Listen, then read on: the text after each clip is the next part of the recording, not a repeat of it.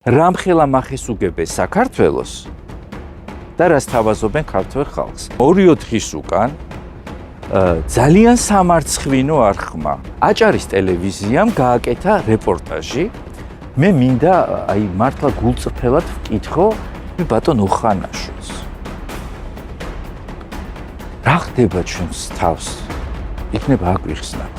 და ქართველებს ეუბნები რომ მორჩა, აქ შენი ადგილი აღარ არის. და მე მაქვს ეს მონაწერი. კარგად მომისმენთ ახლა. შედგება სახელმწიფო კომისია, რომელიც დაადგენს და ეს არის უპრეცედენტო ანტისემიტიზმი საერთოდ მსოფლიოში არ არსებული. როდესაც ჩვენ დავსვით კითხვა, ვინ მისცა ნებართვა ისტორიის გაყალბების უშუალოდ ობიექტზე, ქართველო ხელი ხმალს იკარ. და ეს იქნება სწორი. გამარჯობა. დღეს საგანგებო განცხადებით გვინდა მიმართოთ საზოგადოებას და იმ პირებს, ვისაც ეს საკითხი ეხება. ჩვენ ვისაუბრებთ განსაკუთრებულად მძიმე დანაშაულზე ქართველი ერის, საქართველოს ისტორიის წინაშე და არა მხოლოდ.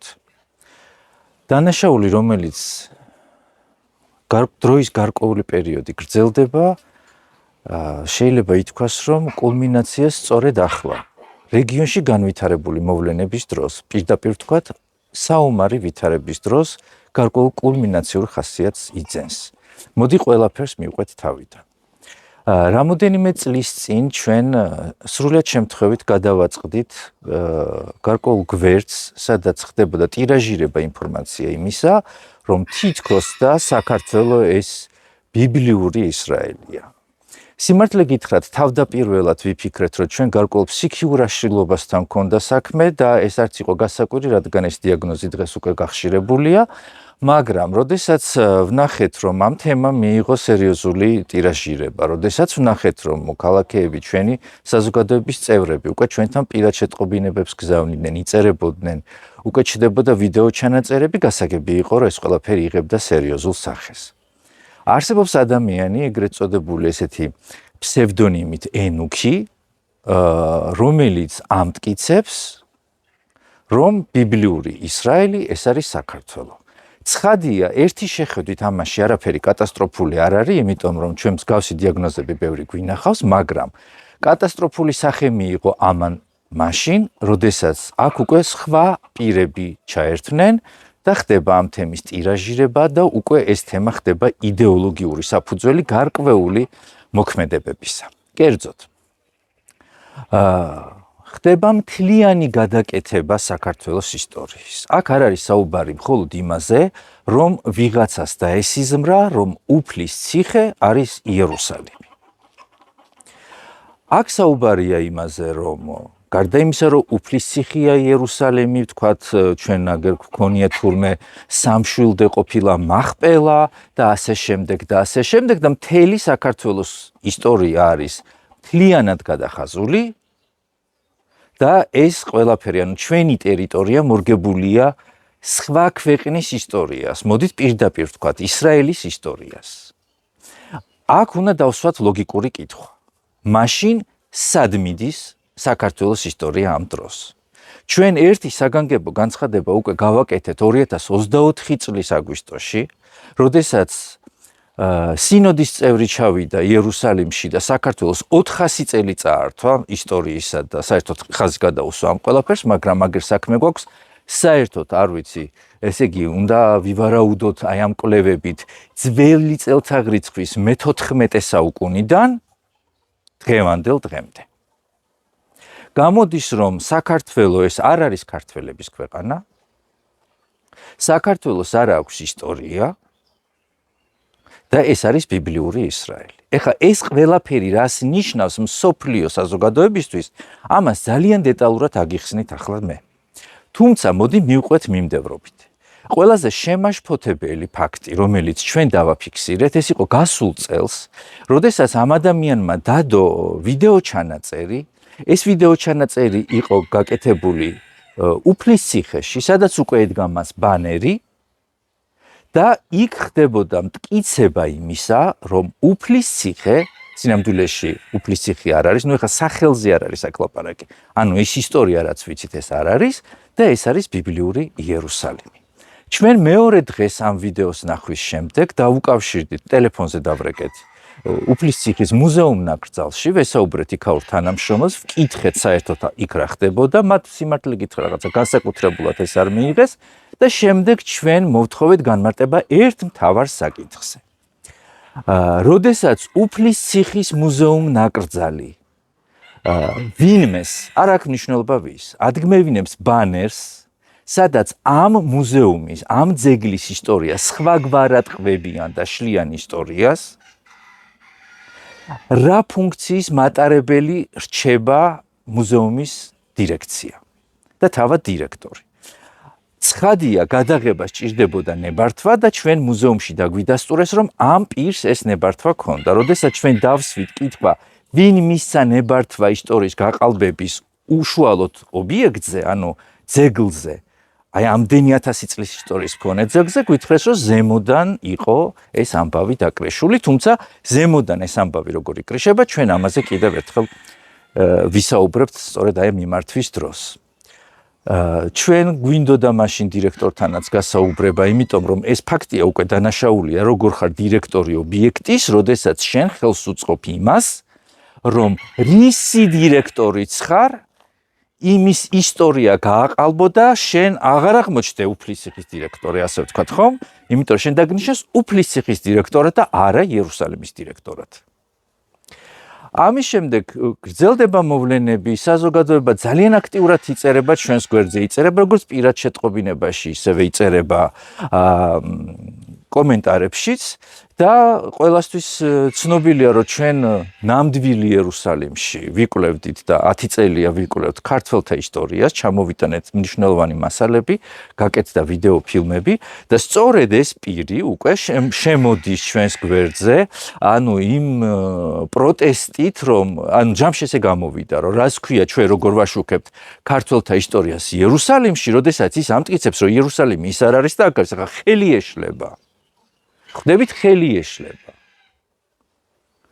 ნამდვილი იერუსალიმის ხსენებით, რომელიც არის ისრაელის ტერიტორიაზე, დღევანდელი ისრაელის ტერიტორიაზე. ქვეყნის, რომელიც შეიქმნა 1948 წელს და იერუსალიმი ისრაელის გახდა 1967 წლიდან, რაც შეეხება უახლეს ისტორიას.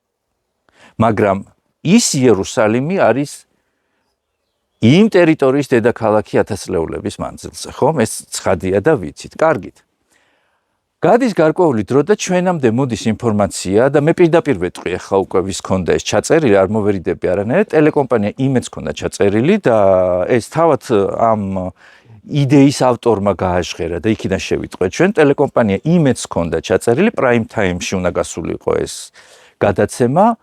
ანუ პრაიმ თაიმს გულისხმობ დროს, საეთერო დროს უნდა გასულიყო ეს ერთ-ერთ გადაცემაში ნოე სულაბერიძესთან და რა თქმა უნდა ჩვენ ამაზე ესე გულხელდაკრეფილი ვერ ვიჯდებოდით და საბედნიეროდ ტელეკომპანია იმედმა ამ შემთხვევაში სწორედ შეაფასა მოვლენა, რომ რეალურად ტელეკომპანია იმედი გარდა იმისა, რომ საქართველოს ისტორიას უბრალოდ ძირს გამოუთხრიდა ამეთი და დაამახინჯებდა, გარდა ამისა, ეს არის უპრეცედენტო ანტისემიტიზმი საერთოდ მსოფლიოში არ არსებული, უფრო მეტი ვიდრე ჰოლოკოსტი და ამაზეც რა თქმა უნდა ვისაუბრებთ. დღევანდელი ჩვენი განცხადების მიზანი არის ერთი, რომ საზოგადოებამ რეალურად გაიგოს, რასთან გვაქვს საქმე დღეს. საბედნიეროდ ეს გადაცემა ეთერში არ გასულა, ტელეკომპანია იმედი დარჩა თავისი ღირსების სიმაღლეზე და ამ შემთხვევაში მე მართლა მინდა და მე ჩემი და გიორგის სახელით მადლობა გადაუხადა მაკალომიძეს, რომ მათ მიიღეს სწორი გადაწყვეტილება სწორ დროს. ამის შემდეგ გადის დრო, რა თქმა უნდა, ეს მასალები კიდე ტირაჟირდება, აი ამ დაკრიშვასთან დაკავშირებით შემიძლია ვთქვა, რომ იცით რა, არც ტელეიმედში არ მოხდებოდა დაკრიშვის გარეშე, იმიტომ რომ ჩვენ ძალიან კარგად ვიცით ეთერში რა როგორ ხდება და სხვათა შორის ჩვენ თავზეც გვაქვს გამოცდილის ჩაწერილი გადაცემები. ქართული იერუსალიმზე ჩაწერილი გადაცემები, როგორ ქრება ეთერიდან და როგორ არ გადის, იმიტომ რომ იმასაც კრიშავენ, რა არ უნდა გავიდეს. შესაბამისად, ესეც იყო დაკრიშული. ამ ადამიანმა გამოსცა წიგნი. ეხლა ვიღაც იტყვის, რომ ნუ რა მოხდა, გამოსცა რაღაცა გამოსცა. ანუ ხვდებით რა ხდება, ანუ ეს არის უკვე ბეჭდვითი სახით, გადაცემები იწერება და მე აქვე ამ წიგნზე, როდესაც არის საუბარი, პირდაპირ გეუბნებით, რომ მას ჰქონდა ამაზე განცხადება გაკეთებული, წიგნის, ასე ვთქვათ, პრეზენტაცია მოხდა მაშინ ასე იწოდებოდა, დღეს სტატუსი აქვს შეცვლილი საქართველოს პარლამენტის ეროვნულ ბიბლიოთეკაში. ეხლა მე მინდა საზოგადოებას მოგმართოთ. ნებისმიერმა თქვენგანმა მოიწერეთ ჩვენთან აი ამ ვიდეოს ქვეშ. თქვენ როგორ ფიქრობთ, დაკრიშვის გარეშე საქართველოს პარლამენტის ეროვნულ ბიბლიოთეკაში ესე შეიძლება რომ ვინმე თავისი რაღაცა დაჭყაბნილი წიგნი მიიტანოს და არც არავინ არ იკითხოს რა მიიტანა და ესე გააკეთოს პრეზენტაცია და მოეწვიოს სტუმრები. ეს რა თქმა უნდა გამორიცხულია, ხო? ესე იგი ჩვენ რა ფაქტის წინაშე ვდგავართ, რომ გარკვეული პირები და ჯგუფები დღეს როდესაც საქართველოს ხელისუფლება პირდაპირ ვიტყვი ამას, იმიტომ რომ ეს უკვე ყველამ ვიცით, ჩვენ რეალური სურათი გვაქვს. მართლაც ცდილობს, რომ აი აქ რაღაცნაირად კონსტიტუციურ საზღვრებში სახელმწიფო შეინარჩუნოს იმ ფონზე, რაც დღეს სოფლიოში ხდება, ამის პარალელურად ისევ იქ ვიღაცა ჯგუფები, ალბათ ხელისუფლებაში ან კულუარულად სხვები, არ ვიცი, ეს თვითონა გაარკვიონ, გარკვეული ჯგუფები პრაქტიკულად აი ამ დაძაბული სიტუაციის დროს მორიგ ბომბს აგდებენ ქვეყანაში და ეს რატოა ბომბის ჩაგდება, ამას ახლა განმარტავთ. ესე იგი, მივდივარცად უფლისციხის მუზეუმ ნაკრძალში ხდება ვიდეოების ჩაწერა, ხო? ბანერის დადგმა. ხდება პარლამენტის ბიბლიოთეკაში, ეროვნულ ბიბლიოთეკაში პრეზენტაცია, ჩაწერა ტელეიმედმა და დღეს რატო ვწერთ ამ მიმართვას? იმიტომ რომ 2 დღის უკან ძალიან სამარცხვინო არხმა. მე აქამდე არ მქონია შეხება, მაგრამ რატოა სამარცხვინო? მე აუხსნი ამ არხს ახლავე. აჭარის ტელევიზიამ გააკეთა რეპორტაჟი, სადაც ისინი მიიჩნევენ, რომ რაღაცა ჰიპოთეზის პრეზენტაცია გააკეთეს უფლისციხეში და ეს რომ ჰიპოთეზა არ არის, ამას ვერ ხვდებიან. რატო ახლა ეს არხი სამარცხვინო? მოდი აქედან მივყვეთ ანტისემიტიზმის თემასაც. ესე იგი, როდესაც ნებისმიერი ორგანიზაცია, არ აქვს მნიშვნელობა ეს არის ტელევიზია, ეს არის თქვათ სოფლის საბჭო, თუ ეს არის რაიმე ბაზარი ან სუპერმარკეტი, ანუ სადაც ბეჭედი აქვს და დირექტორია და მოაზროვნე ადამიანი უნდა იყოს, იმას ვერ ხვდება რა პროდუქტს უშვებს, ის არის სამარცხვინო. ეხლა ნახეთ, მოდი შევეხოთ ჰოლოკოსტს. რა იყო ჰოლოკოსტი? ჰოლოკოსტი იყო ევროპაში მომხდარი მსოფლიო ისტორიისთვის შემზარავი ამბავი, რომელიც მაშინ ევროპელებმა ჩაიდინეს, სადაც ააშენეს საკონცენტრაციო ბანაკები 6 მილიონი, როგორც ამბობენ, ეხლა ჩვენ არავინ არ ვიცით ეს ციფრი, ეხლა 6 იყო, 6.5 თუ ცოტა ნაკლები, მაგრამ ოფიციალურად ესე გვაქვს ისტორიული ცნობები. 6 მილიონი ებრაელი გამოწვეს გაზის კამერებში. ეს მოკლედ ჟღერს ესე, მაგრამ ეს ასე არ იყო მხოლოდ. იქ არ იყო რომ ესე მოკიდეს ხელი და გამოწვეს. ეს ხალხი აწამეს საშინლად. მე არ ვიტყვი ხა იმ ადამიანის გვარს, ვინც იყო, ის იყო ცნობილი ქალბატონი, რომელსაც ჰქონდა ესეთი ჰობი, რომ მას მოწონდა ადამიანის ტყავისგან შეკერილი ავეჯი, ნივთები, ჭაღები, სხვადასხვა აქსესუარები, ხელთათმანები და ესე გააშიშვლებდნენ ხოლმე ამ საკონცენტრაციო ბანაკში მამაკაცებს, ვისაც ტატუირება ჰქონდა, ანუ ტატუთი უნდა ყოფილიყო ეს, ვისაც ჰქონდა ტატუირება და იმ ადამიანს მოკლავდნენ, ტყავს ააჭრიდნენ და ეს ადამიანი კერავდა მერე დივანის გადასაფარებელს, ავეჯს და ასე შემდეგ. თქვენ ხვდებით რაზეა ლაპარაკი, რა ხდებოდა ამ საკონცენტრაციო ბანაკებში? ეს არის მინიმუმი ახლა რასაც ვამბობთ. საკონცენტრაციო ბანაკებში შეიძლება ფიზიკურად ანადგურებდნენ ადამიანებს, კლავდნენ, აწამებდნენ, მაგრამ ვერ ნადგურდებოდა იდეა, ხო? ანუ იდეა იყო ცოცხალი.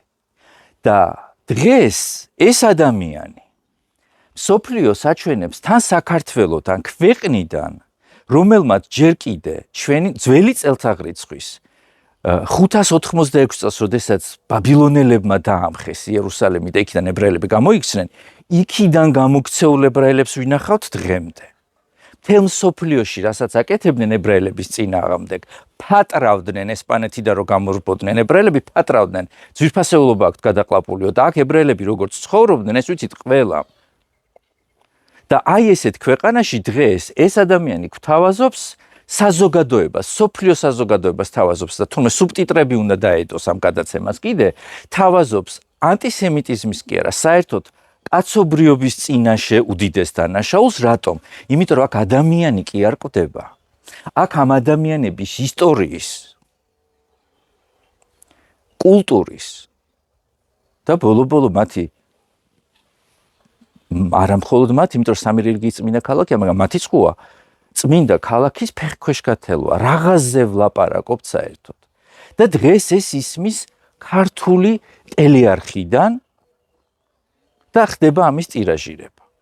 ეხლა როგორ ხდება ტირაჟირება? იწყება გადაცემა, თუ რაღაცა რეპორტაჟი, რასაც ისინი გვთავაზობენ უფლისციხეში და კიდევ ამბობ, ეს ჰიპოთეზა არ არის, ეს მიდის მტკიცებითი ფორმით, რომ ჩვენ მთელ აი ამდენ ხალხს ამდენ ისტორიკოსებს, ბერძენიშვილებს, ჯავახიშვილებს არავის არაფერი არ ცოდნია.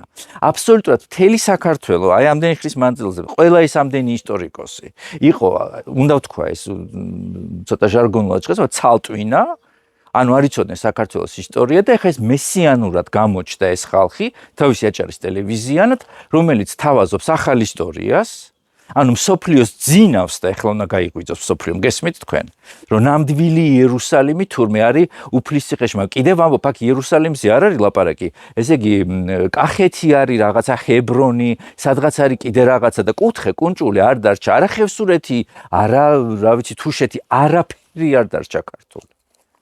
რაც თქვენ საქართველოს ისტორია ისწავლეთ, ეს ყველაფერი არის ტყვილი.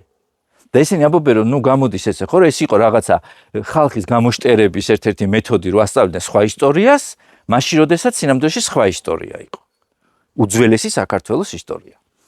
და ამ ჩანაწერში არის ესეთი რაღაცა, თურმე უფლისციხის ისტორია არ არის თურმე ისტორიაში საერთოდ. არ ვიცით ქართველებმა უფლისციხის ისტორია საერთოდ. ჰიპოთეზა იცით რა იქნებოდა და ვერსია რაღაცის იცით რა იქნებოდა? აი იქ რო ყოფილიყო მსჯელობა იმაზე, რომ თქვა თამარის ეპოქაში პირობითად, თამარ მეფე ცხოვრობდა იქ თუ არ ცხოვრობდა, თქვა რომელი ერისთავის იყო ეს დროებით, ან იქ იყო სავაჭრო ქალაქი თუ არ იყო, პური იყიდებოდა თუ ღვინო. აი ეს არის ჰიპოთეზები.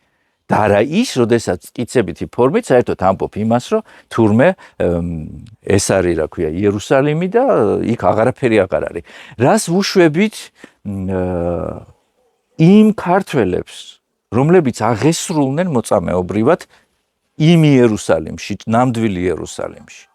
ჩვენ იმ იერუსალიმის კვალი ქართველებს გვაქვს სახარებიდანვე და ამაზე ჩვენ წერილი ქონდა გამოქვეყნებული. ქართველები ქრისტეს სიცოცხლეშივე იმ იერუსალიმთან იყვნენ კავშირში. ეხლა კიდე ერთი მთავარი თემა. გარდა იმისა, რომ ისინი ისტორიას ართმევენ ნამდვილ იერუსალიმს და ნამდვილ წმინდა მიწას, ეხლა ნახეთ კიდე რა ხდება. აი ამას ამბობს აჭარის ტელევიზია. აი როდესაც არაფერს არ ფიქრობს. გამოვიდა შემდეგი. და გილოცავთ. ესე იგი 1958 წელს გაერო შეიკრიბა. იმისათვის რომ რეგიონში მოეწყო დაუსრულებელი სისხლის ხრა, შეაგროვა თვითმარქვიები, ეხა ებრაელებს გულისხმობ, ხო? ანუ შენ თუ ამბობ, რომ ისინი არ არიან და ის ქვეყანა არ იყო და თურმე შენ ხარ, გამოდის რომ გაერომ შეაგროვა თვითმარქვიები, ეს ხალხი ძალით ჩაასახლა პალესტინის ტერიტორიაზე, ნუ შეიძლება მოტყუებით, მოდი ესე ვთქვათ, ხო? მოატყუეს, რომ ეს არის შენი ქვეყანაო და ამას ფაქტია მოყვა 1948 წლიდან დღემდე დღეს ჩვენ თუნდაც რაც ხდება ისრაელში, ირანში, ახლო აღმოსავლეთში, იქ ურთულესი სიტუაცია, რომელსაც უამრავი მსხვერპლი მოყვება, ხო? და ეს ხო არ არის მარტო დღევანდელი დღე, იქ ჩადიოდნენ ჯვაროსნები, იქ ჩადიოდნენ არაბული სახელმწიფოები, იბრძოდნენ, აყარეს ხან იქიდან ებრაელები, ხან ქრისტიანები ჟლიტეს, ნუ უამრავი ისტორია, უდიდესი ისტორია. და ესე იგი ჩვენ რას ვამბობთ ამ გადაცემით? რომ ის ტერიტორია პალესტინელების რო გავიგეთ ამით. მაგრამ ესე იგი როგორი უსამართლო სისხლის ღვრა ხდება დღეს ახლო აღმოსავლეთში. აი ამაზეა ლაპარაკი. იმიტომ როდესაც შენ ფუძეს სხვანაირად ცვლი, მაშინ სხვა რამე გამოდის საერთოდ. და ამას აკეთებ შეგნებულად მაშინ, როდესაც ახლო აღმოსავლეთში ეხა მარტო ებრაელებს და არაბებს არ გულისხმობ და არც ირანს, ზოგადად ბოლო წლები რაც ხდება ახლო აღმოსავლეთში, გინდა სირიაში, გინდა სხვაგან, იქ ურთულეს სიტუაცია ვის რა ამისება, ხო? და შენ ამ დროს აი ასეთ რაღაცა შოუებით ერთობი და ეს არ არის გართობა. ეხა მეორე თემა. ეხა რას ვეუბნებით ქართველებს? ანუ ქართველებს ვეუბნებით. ეხა მეორე თემა, ვაგდებთ შუღლს ქართველებსა და ებრაელებს შორის, რომლებმაც 26 საუკუნეზე მეთხანს იცხოვრეს ერთად თან ისე, რომ მე მეიდანში გავიზარდე აბანოთუბანში. ერთმანეთში ჩვენ არც გვირკვევია, რომელი ქართველი ვიყავით და რომელი ებრაელი ვიყავით, არ გვირკვევია და ეს ვცხოვრობდით. და დღეს შენ აგდებ ამხელა შუღლს და ქართველებს ეუბნები, რომ მორჩა, აქ შენი ადგილი აღარ არის. აქ შენი ადგილი აღარ არის, ეს არის ისრაელი. რა რეაქცია ექნება? აი ხა რა აქვს ნიშნობა ისრაელია თუ სიტყვაზე ესპანეთი, ხო? ანუ სხვა ქვეყნის კულტურა და ისტორია თურმე ეს. რა რეაქცია ექნება ქართველს ამაზე? ექნება ერთი ქართველო ხელი ხმალს იკარ. და ეს იქნება სწორი, იმიტომ რომ როდესაც შენ ვიღაცა თავს გესხმის, ცხადია შენი სამშობლო უნდა დაიცვა. სწორი იქნება მოქმედება, მაგრამ გამომწვევი მიზეზი ცხადია ამისი არ არის სწორი. დღეს ამისი დრო არის საერთოდ, ან ეს საერთოდ როგორ შეიძლება ხდებოდეს სახელმწიფოში, რომელსაც ყავს ხელისუფლება, რომელსაც ყავს პოლიცია, რომელსაც ყავს ეკლესია, რომელსაც ყავს ჯარი, რომელსაც ყავს საზოგადოება, ჯანსაღი. ეს არ შეიძლება ჯანსაღ საზოგადოებაში ასეთი რამ ხდებოდეს. ძალიან ბევრი რამ ქართველებს ისედაც გვაკავშირებს ბიბლიურ ისტორიებთან. ბევრი რამ გვაკავშირებს იერუსალიმთან, ბევრი რამ კი არა, ნახევარი ჩვენი ისტორია იქ არის დაწერილი. ეს ისედაც ასეა. და ებრაელებსაც ბევრი რამ აკავშირებს საქართველოსთან, იმიტომ რომ ქართველები ვართ მართლა ერთადერთი ერი, რომლებმაც ძველი წელთაღრიცხვის მე-6 საუკუნიდან დღემდე ამ ხალხის გენი შევინარჩუნეთ ისე, რომ ეს ხალხი არ გვიჟლეტია, როგორც სხვებმა ჟლიტა სხვათა შორის. დღეს რო ემეგობრებიან ვითომ ისრაელს. და ამ დროს, აი ამ ხელა კონფლიქტის შექმნა სახელმწიფოში, იმ დროს, როდესაც ახლო აღმოსავლეთში არის ომი. ეს არის დანაშაული. მე მინდა აი მართლა გულწრფელად ვკითხო ერთ-ერთ ესეთ მაღალ ჩინოსანს, რომელსაც პირდაპირ ეხება ალბათ ასეთი თემები, ბატონ ოხანაშვილს. რა ხდება ჩვენს თავს? იქნება აგვიხსნათ. რა უნდა ამ ხალხს? ვინ არიან ის ადამიანები, რომლებიც ერთის მხრივ, როდესაც ჩვენ ვსაუბრობთ საქართველოს ისტორიაზე, წმინდა მიწაზე, ამას ბლოკავენ და ფაქტია ბლოკავენ. და პარალელურად აი ამ სეპარატიზმს კრიშავენ, როგორც ამბობენ სხვები ჟარგონულად, იმიტომ ხმარობ ამ სიტყვას, რომ ეს არ არის ჩემი ლექსიკის ნაწილი. რა ხდება ამ ქვეყანაში? დღეს, როდესაც ხელისუფლება ცდილობს, მაშინ, როდესაც სრულიად ახლოს ბომბებს მიყვება ჰაერში, აქ იყოს მშვიდობა და არა მხოლოდ მშვიდობა, რაღაცნაირად იმ მშვიდობას ხო ჭირდება კიდე ეკონომიკური მდგომარეობა, განვითარება, სკოლები უნდა იყოს, უმაღლეს სასწავლებლები უნდა იყოს, ქალაქი უსაფრთხოდ უნდა იყოს, სახელმწიფო უნდა იყოს, ხო? და ამ დროს პერმანენტულად აი ეს თემები მოდის და ამას სასრული არ აქვს. და კულმინაციას აღწევს გუშინ წინ, როდესაც ვადებია დათქმული ირანში მიმდინარე ომში, ვინ უნდა ჩაერთოს, ვინ არ უნდა ჩაერთოს, ვინვის უნდა ესროლოს და საერთოდ რა უნდა მოხდეს. და საერთოდ, როდესაც სადმე ამხელა ტრაგედიები ხდება, სხვა თემა საერთოდ თავშესაქცევი როგორ ვერ მოძებნეთ ხალხო. და ბოლოს მინდა მივმართო ქართველებს. მივმართო ქართველების უпростоრედ იმ ნაწილს, რომლებსაც სამწუხაროდ იმდენი სიბრძნე არ ყოფნით, ეს კაცი და ეს ვიღაცა კაცები რამხელა მახეს უგებეს საქართველოს და რას თავაზობენ ქართველ ხალხს, რომლებიც ამას ვერ ხვდებიან და რატომღაც გონიათ, რომ თუ იმ იდეას მხარს დაუჭერენ, რომ საქართველოს თურმე რაღაცა იერუსალიმი ყოფილა იქ უფლის ციხეში, ამით ვითომ რამე ემატება საქართველოს ისტორიას შესამატებელი, გასალამაზებელი და გასამდიდრებელი არაფერი არ უჭირს. უბრალოდ თქვენ არ გაქვთ ეგ ნასწავლი არასოდეს. და ეხლა გეტყვით ერთ რამეს პირდაპირ. როდესაც ჩვენ ამ კაცს შევეხმიანეთ ერთადერთხელ, რომ აი ამის შემდეგ რა ხდება, იმის შემდეგ რა ხდება, მერე რა ხდება და მე მაქვს ეს მონაწერი.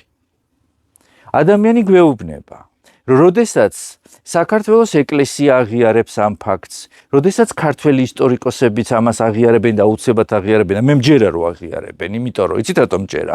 ამდენი წელი ეს თემა ტრიალებს, ამდენი წელი საქართველოს ისტორია მახინჯდება და ერთი კაცი არ გამოსულა, არც ისტორიკოსი, არც არქეოლოგი, არც ამი და არ თქვა, ხალხო რა ხდება ამ ქვეყანაზე? მე კი არ უნდა ვსაუბრობდე დღეს.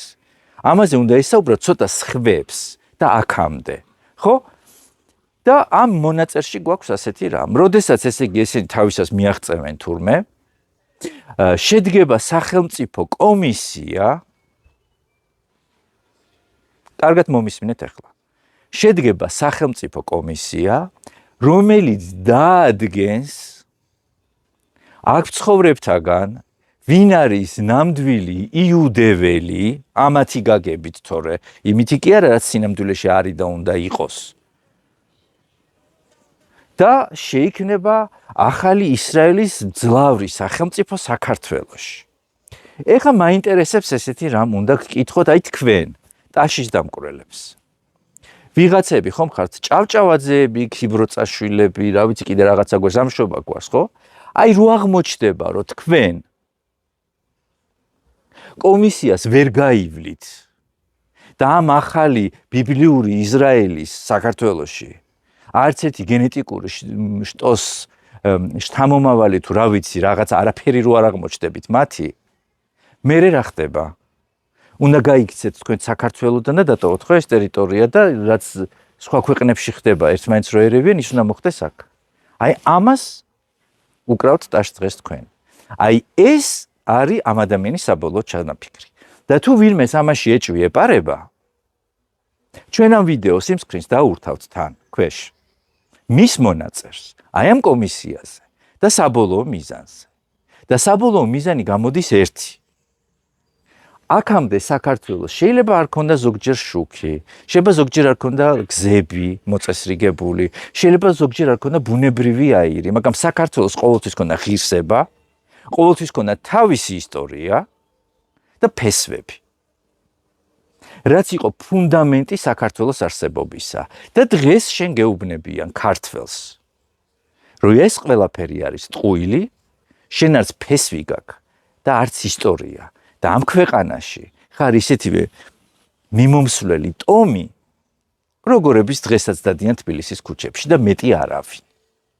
და როდესაც აქ ახალი სახელმწიფო შეიქმნება, რომელიც არ იქნება უკვე საქართველო, შენ შეიძლება კომისიაც ვერ გაიარო და ამ ქვეყანაში ზედმეტი აღმოჩნდება და შეიძლება კი არა. ეს მოხდება დანამდვილებით. რა თქმა უნდა, თუ ეს ყველაფერი ასე მოხდა. მე და გიორგის გვაქვს როგორც ყოველთვის.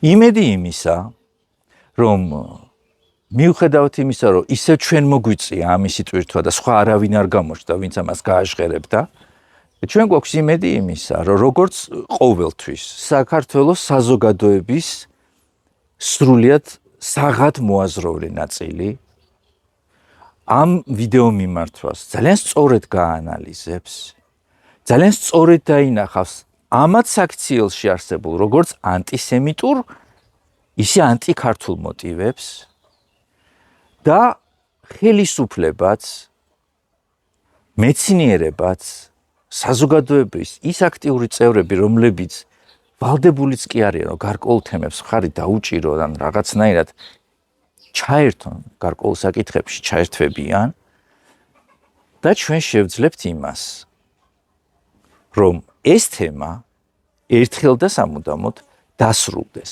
ბოლოს მინდა გითხრათ კიდევ ერთი რამ მთელი ამ ისტორიის თაღლითობისა.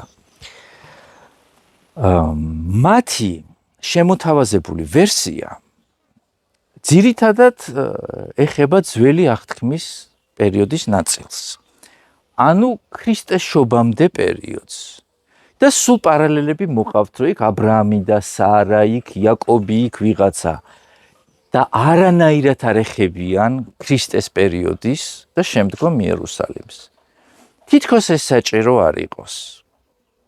სინამდვილეში აქ ერთი ძალიან ესეთი ეშმაკური ნაბიჯი დევს მათი მხრიდან, ოღონდ ძალიან პრიმიტიული. ისინი რომ ქრისტეს პერიოდს შეეხონ, მაშინ უნდა დაადონ თითი. სად იდგა ჰეროდეს სასახლე? ხო?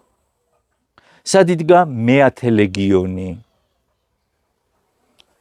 სად იყო და რა დროს იყო ელია კაპიტოლინა? სად არის არქეოლოგია? თუნდაც ძველი აღთქმის პერიოდის არქეოლოგია სად არის?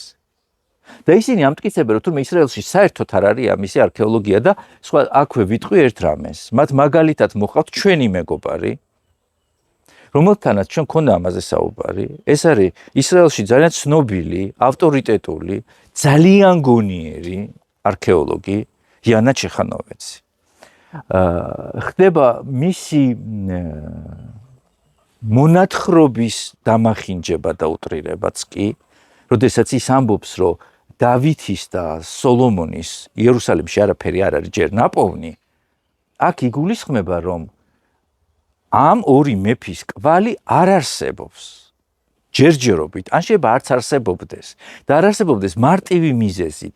ეს იყო ქრისტეს შობამდე მეათე საუკუნე. 3000 წელია ხალხო გასული. ხო ძნელია დღეს რაღაცის მიკვლევა, მაგრამ ეს იმას არ ნიშნავს, რომ იქ არაფერი არ იძებნება.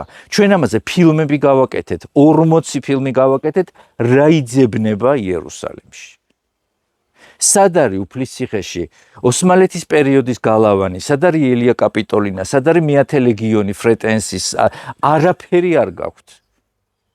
არანაირი არქეოლოგია არ გაქვთ. ერთი იუდეური საფლავი არ არის. და ჩვენ გადაღებული გვაქვს და მაყურებლის შეთავაზებული გვაქვს, როგორ გამოიყურება მეორე ტაძრის პერიოდის საფლავები. კაი, ესე იგი ისიც წყვილი, ანუ ისე კი არ მარხავდნენ, ესე მარხავდნენ. ანუ პლუს ამას იქ რაც არის არქეოლოგია იერუსალიმში, იმაზე ამბობენ, ესო არ არისო. და ამას აკეთებს ქართული სატელევიზიო არხი.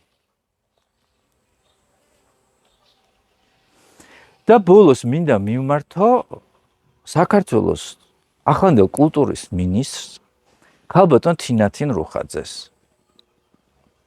და ამით დავასრულებ ამ მიმართვას. ქალბატონო თინათინ, თქვენ მე გიცნობთ საკმაოდ კარგად თქვენ ცხოვრებას ხელოვნების სფეროში და ვიცი რომ გვიშინ არ მოსულხართ ამ სფეროში.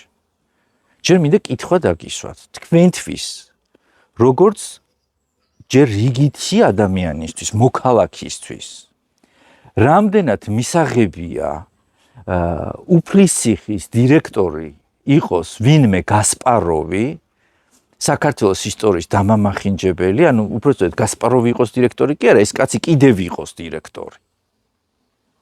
კაცი, რომელიც არის მუზეუმის დირექტორი და ესე ეტაპობრივად რისი დირექტორიც არის, იმ ძეგლის დასანგრევად რეპორტაჟზე აწერინებს, ბანერებს ადგმევინებს, რამის პრესკონფერენციებს ამართინებს ხალხს და ხელს უწყობს იმის დამტკიცებას, რომ ბატონი გასპაროვი არ არის უფლისციხის დირექტორი. ანუ კაცი, რომელიც არის უფლისციხის დირექტორი, ხელს უწყობს იმის დამტკიცებას, რომ ის უფლისციხის დირექტორი კი არა, იერუსალიმის დირექტორად დანიშნოს. მერად მაინც გამოაცხადოს თავი, ანუ თქვენ დანიშნეთ მერად.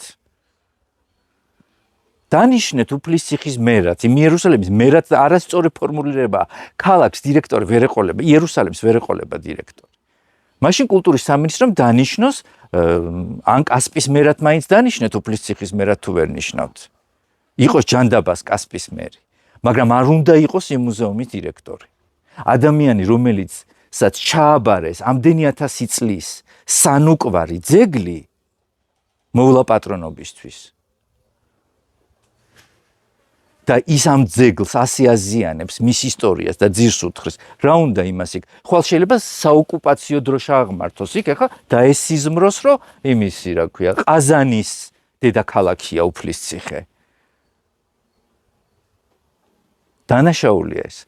და მე ვფიქრობ, ქალბატონო თინათი, თქვენ როგორც თანამედროვე განათლებულ ადამიანს, რომელმაც იცის ის, რომ ის უფლის ციხე არის მსოფლიო მნიშვნელობის ძეგლი, ამდენი აღარ შეეშლება და მოძებნის შესაბამის დირექტორს მაინც სხვას თუ ვერაფერს, რომ უფლის ციხის დირექტორი, რომელიც დაინიშნება აწი, ის მაინც იცოდეს რისი დირექტორია, რომ ის სასოსისეში არ მუშაობს. მე მინდა მადლობა გადაგიხადოთ ყველას. ჩვენ როგორც ყოველთვის ვიყავით და ვიქნებით თქვენს გვერდით, ჩვენი სამშობლოს გვერდით და ყოველთვის დავიცავთ ჩვენი ქვეყნის ინტერესს. იმედი მაქვს, რომ ასეთი ამბები აღარ მოხდება და საგანგებო განცხადებები არ დაგჭირდება.